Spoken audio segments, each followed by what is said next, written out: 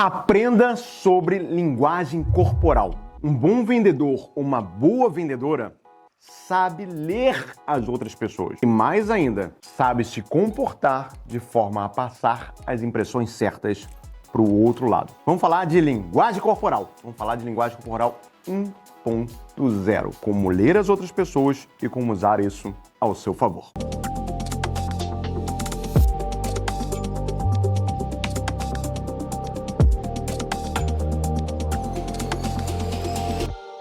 Primeiro ponto, quem começou a pesquisar sobre isso? Paul Ekman, através de uma grande pesquisa em Papua Nova Guiné. Para você entender de linguagem corporal, você precisa entender de instintos.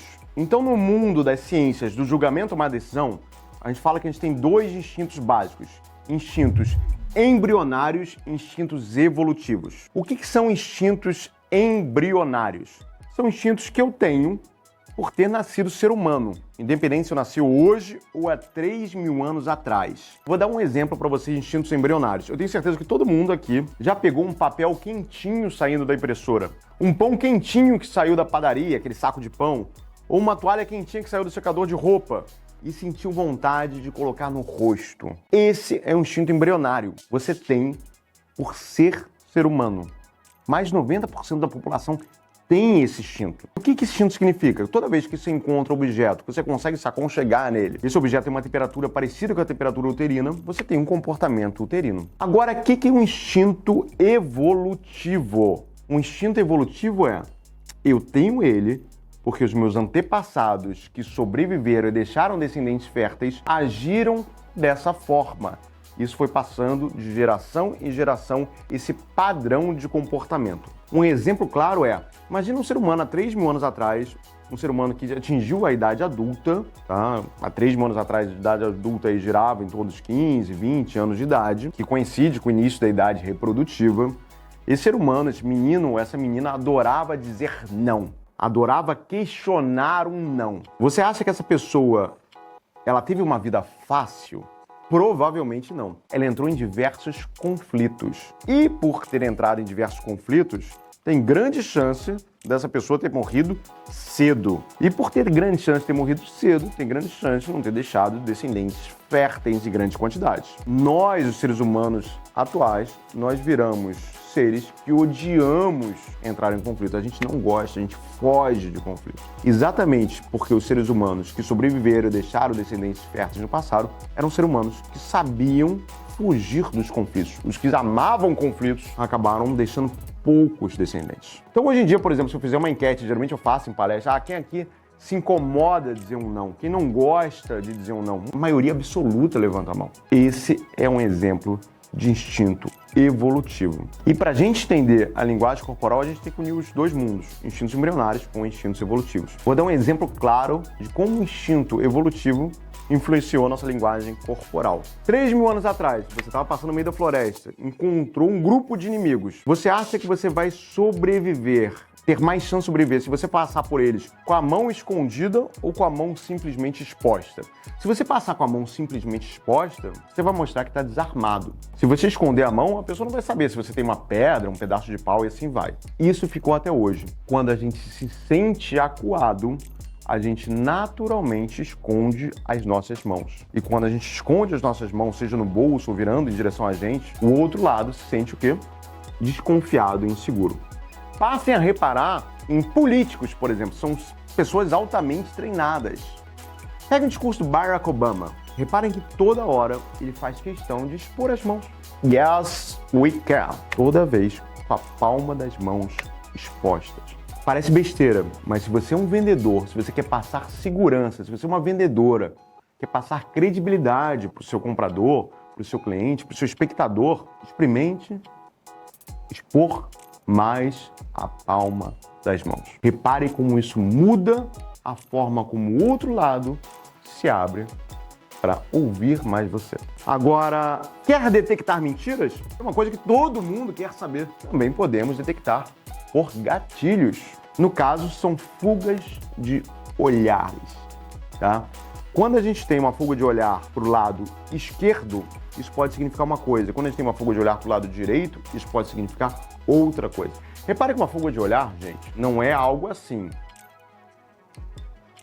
é algo muito repentino. São frações de segundo. E você precisa estar atento, você precisa estar treinado para isso. Então, a partir desse momento, você vai saber que fuga para o olhar para a esquerda pode indicar que a pessoa está recordando informações. Vamos lá. Para esse canto, esquerda para cima, recordando visões. Para o canto, para o lado, recordando informações auditivas.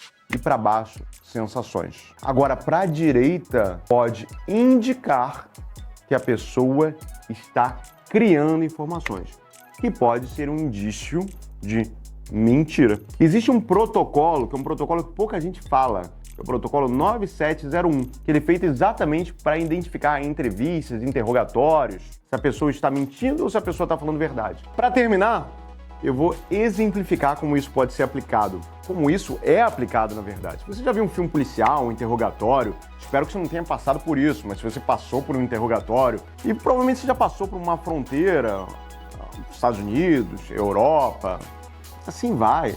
Você já viu isso acontecendo em algum momento na vida, seja na vida real ou em filmes.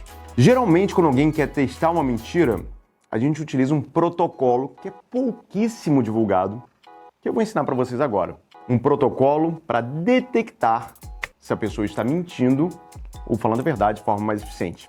Finge que você está no interrogatório. Lembre-se dos filmes policiais. A primeira coisa que o policial faz, ou a policial faz, é perguntar uma série de informações que ela sabe, ou ele sabe, que você vai responder a verdade. Pergunta sua data de nascimento, seu nome completo, nome da sua mãe. Gente, isso está na identidade. Está no passaporte, a pessoa que está te interrogando tem acesso a isso. Por que a pessoa pergunta isso? Para mostrar aonde você mais e como exprime os seus sinais de leitura corporal. Através do olhar, através da boca, através da narina.